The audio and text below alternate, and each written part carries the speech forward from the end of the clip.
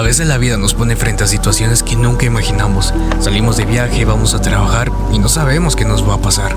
Y yo en lo personal sí pienso que las carreteras de mi país guardan ciertas energías extrañas. Y como les dije en el episodio anterior, pongan este episodio en un momento donde estén solos. O pónganlo de fondo mientras están haciendo tareas, trabajando, no sé. Me gustaría que en los comentarios me dijeran en qué momento de su día ustedes escucharon estas historias de terror en carreteras de Guatemala.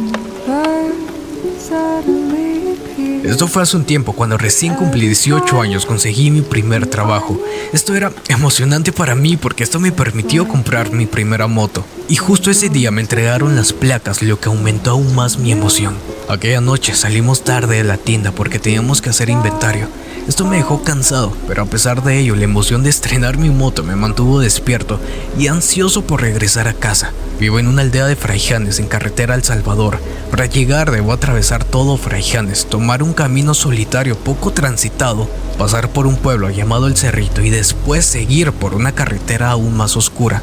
Este trayecto es conocido por sus múltiples curvas, lo que lo hace peligroso, pero también un punto de referencia para quienes vivimos por ahí. Como siempre, llevaba mis audífonos, sin embargo esa noche lloviznaba, por lo que decidí no escuchar música para estar más atento al camino. Me quedaban 4 curvas para llegar a casa y manejaba unos 50 o 60 kilómetros por hora, sin prisa, pero constante. Todo parecía normal hasta que al tomar una curva especialmente oscura, sentí un leve toque en mi codo. Instintivamente volteé y fue entonces cuando lo vi. Un hombre pálido, con moretones en la piel, completamente calvo y con unos ojos blancos que reflejaban la luz de la moto.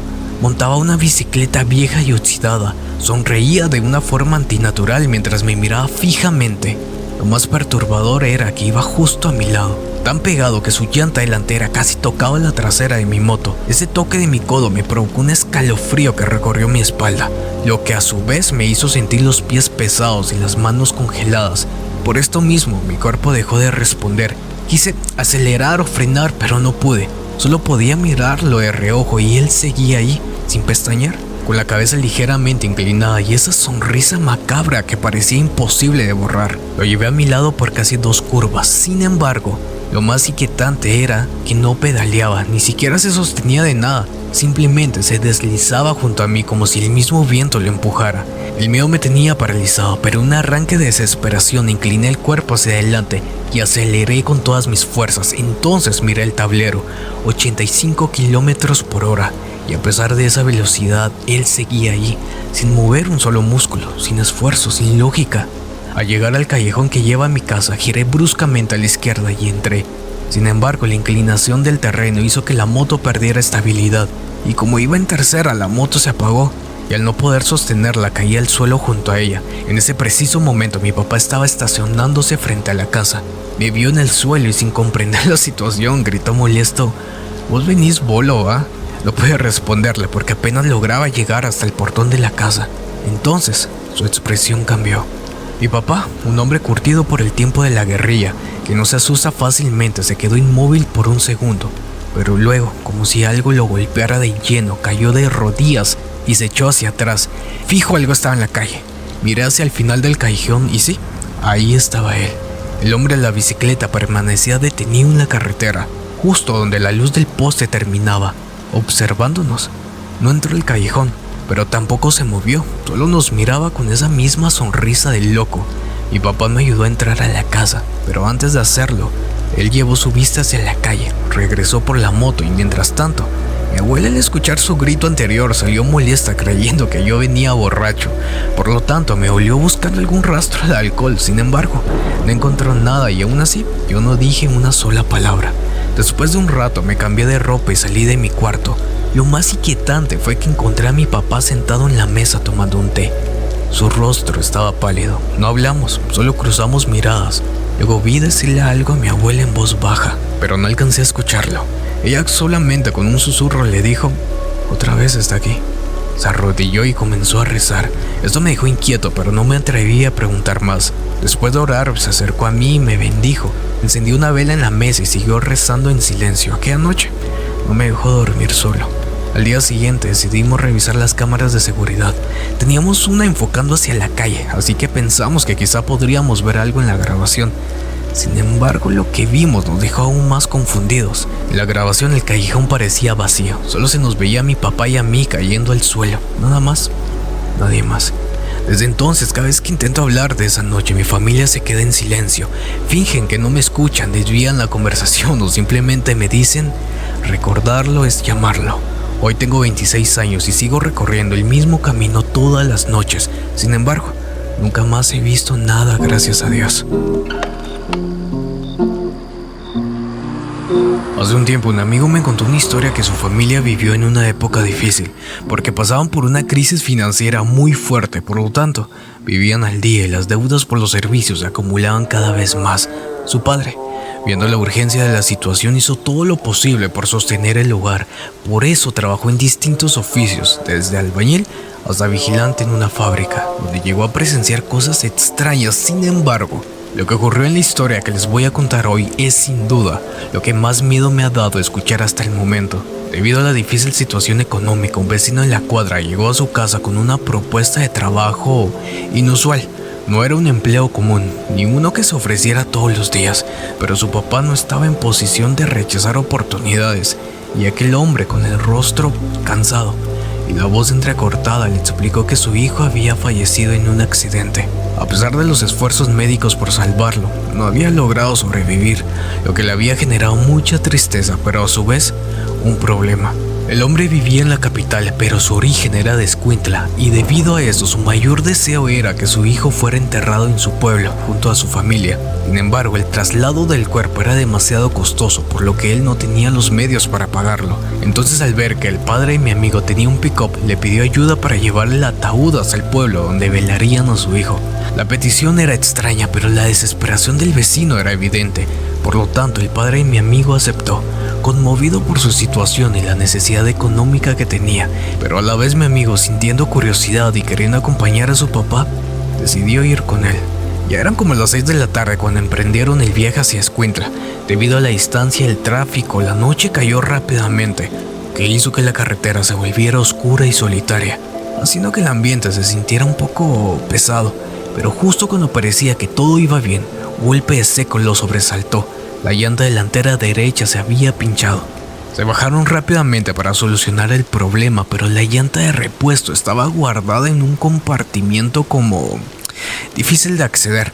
Lo que complicó la situación fue en ese preciso momento cuando de la nada un joven apareció caminando hacia ellos desde la oscuridad de la noche. ¿Necesitan ayuda?, preguntó con voz tranquila. Era un muchacho de aspecto común, cabello corto, estatura promedio, vestía ropa sencilla. No parecía un viajero ni alguien que estuviera esperando un bus a esas horas, lo que resultaba extraño. Sin esperar una respuesta, se arrodilló junto a la llanta y con sorprendente facilidad la cambió en cuestión de minutos. Cuando terminó, mi amigo y su padre le agradecieron varias veces, pero el joven solo sonrió de una forma amigable y sin esperar nada a cambio, se alejó caminando hasta perderse en la oscuridad de la carretera.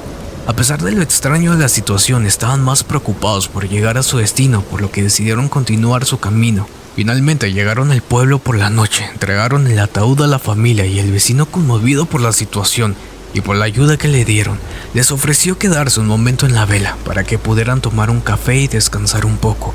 Aunque sí estaban cansados, aceptaron por cortesía. Si quieren pueden verlo antes de que cerremos la caja, dijo el vecino. No vieron razón para negarse. Después de todo, habían transportado el cuerpo hasta ahí. Se acercaron con respeto al ataúd y cuando la tapa se abrió, sintieron que el aire se les atascaba en la garganta. Dentro de la caja, vestido con su traje formal, estaba el mismo joven que los había ayudado en la carretera. Mi amigo y su padre se quedaron helados, las manos les temblaban y las piernas apenas lo sostenían. No podía ser posible, pues lo habían visto, habían hablado con él, lo habían visto moverse, cambiar la llanta con sus propias manos. Sin decir una palabra, se miraron entre sí. No sabían qué hacer ni qué pensar. Entonces, el miedo se apoderó de ellos y supieron que necesitaban irse de ahí cuanto antes. Desde esa noche, jamás volvieron a hablar del tema en su casa, pero cada vez que mi amigo recuerda aquel viaje, lo hace con un escalofrío recorriéndole la espalda, porque sabe que aquella noche en la carretera no vieron a una persona. Bueno, por lo menos una persona viva no. There's nothing else to Miren, yo trabajo entregando productos de Semaco por todo el departamento de Sololá. Mi ruta cubre desde Encuentros hasta Santiago Atitlán, así que paso varias horas manejando entre montañas, cafetales, caminos llenos de curvas y saben, siempre nos asignan un compañero de ruta. A veces son buena onda, pero otras veces son de esos que ni hablan, así que uno se acostumbra a ir en silencio. Fue un viernes donde me tocó un viaje a Cerro de Oro, junto con un compañero con el cual no tenemos mucha confianza, pero ahí nos vamos conociendo. Íbamos tranquilos, platicando de cualquier cosa, cuando de pura casualidad volteé a ver hacia los cafetales que bordean la carretera, y fue en ese momento que lo vi. Un niño estaba sentado sobre una piedra enorme que colindaba con un barranco. Esto me preocupó porque la zona es peligrosa, un mal movimiento y el niño podía caer. Sin embargo, lo que más me extrañó fue su aspecto. No tendría más de 8 años, vestía una ropa simple, como de escuela, pero lo más raro de todo era que iba descalzo. Mi instinto me dijo que algo no estaba bien, pero no podía quedarme viendo, porque debía prestar atención al camino. Entonces regresé la vista a la carretera solo por un par de segundos y sin embargo, cuando volví a mirar hacia donde estaba el niño, ya no había nadie. No lo vi moverse, no escuché ningún ruido, simplemente había desaparecido. Esto me provocó un escalofrío inmediato y esto mismo me hizo sentir que la piel se me erizaba y las manos sudadas. No dije nada, pero mi compañero notó que algo me pasaba. ¿Qué onda vos?, me preguntó extrañado. No quería parecer paranoico, así que solo negué con la cabeza y seguí manejando. Sin embargo, mi mente seguía atrapada en lo que había visto, en lo que creí que había visto. A los pocos minutos llegamos a una gasolinera que estaba como a unos 40 metros de la entrada de Cerro de Oro. Debido a la tensión que sentí, decidí detenernos un momento. Mi compañero dijo que tenía ganas de ir al baño, así que yo aproveché para apagar el camión y recostar la cabeza al volante. Quería calmarme, la verdad. Cerré los ojos tratando de despejar la mente, pero entonces escuché la voz de mi compañero, sonando raro, como asustado. Mira vos, ¿no te bajaste ahorita cerca de los baños? Esa pregunta me hizo abrir los ojos de inmediato.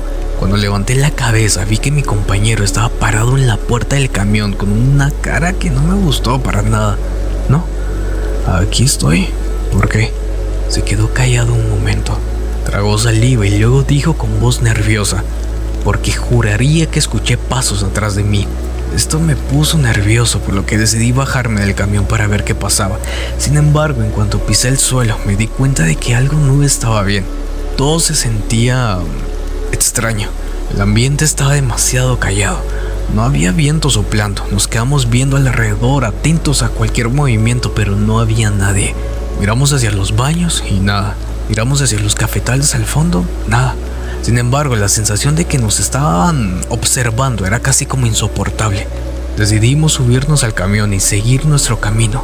El resto del camino, tanto mi compañero como yo íbamos en silencio, con esa sensación de que algo nos seguía. Y ya desde ese día, cada vez que paso por Cerro de Oro, no puedo evitar voltear a ver hacia los cafetales. No sé, pero siento tener la esperanza de volver a ver a ese niño. La abuela lo dijo claramente, recordarlo es llamarlo, pero ¿qué significa realmente recordar? ¿Pensar en algo no debería darle vida, o sí? La mente humana es un lugar peligroso, capaz de construir y destruir con la misma facilidad. Quienes han tenido la suerte de conocer un secreto prohibido saben que la ignorancia no siempre es un castigo, sino una bendición. ¿Cuántas historias existen sobre personas que quisieron saber demasiado y pagaron el precio? No se trata solo de mitos o cuentos de advertencias. En cada rincón del mundo, en cada familia, en cada generación, hay historias que se repiten con un tono de advertencia. No hables de ello, no lo nombres, déjalo en paz. Pero el ser humano es curioso por naturaleza. Somos como exploradores, nos encanta lo desconocido. Y esa misma curiosidad ha llevado al ser humano a encontrar respuestas que tal vez jamás debieron conocer. Porque hay puertas que no se pueden cerrar una vez abiertas, hay sombras que no desaparecen una vez vistas, y hay secretos que al ser recordados despiertan.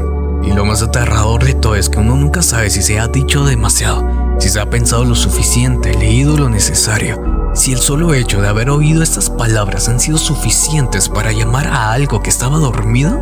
porque recordar es llamar y hay cosas que jamás deberían ser recordadas. Miren, mucha de corazón les digo, si realmente les gustó este episodio y saben de alguien que les puede gustar esto, le puede interesar esto, mándale el episodio y empecemos a crear una comunidad dedicada a escuchar leyendas, historias, relatos de terror de Guatemala. Y sin más, gracias.